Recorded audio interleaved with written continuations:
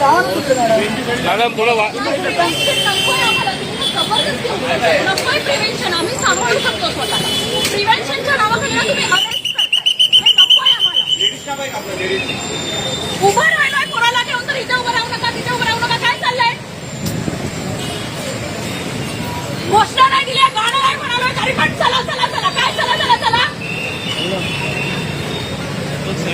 उभं पण राहायचं नाही. आता कसली अभिव्यक्ती, कसल्या अभिव्यक्तीबद्दल बोलताय आणि कसल्या लोकशाहीबद्दल बोलताय तुम्ही?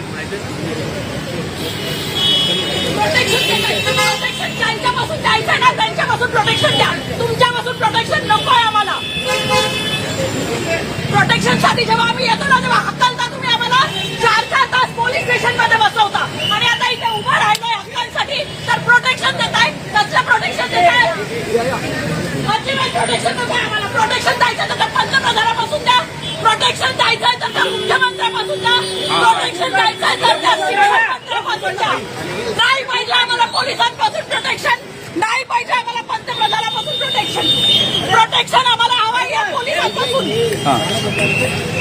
उभं राहू देत नाहीये. इथे उभं राहायचं ना, आम्ही शहीदच्या भूमीवर उभं राहायचं नाही. जिंदाबाद जिंदाबाद जिंदाबाद. विद्यार्थी एकता जिंदाबाद जिंदाबाद.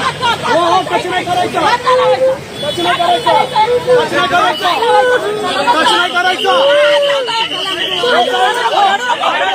रडू नकोस, रडू नकोस, रडू नकोस.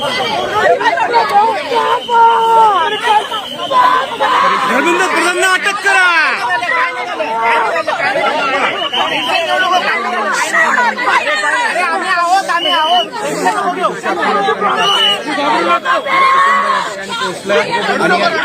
आक्रोश आपल्याला पाहायला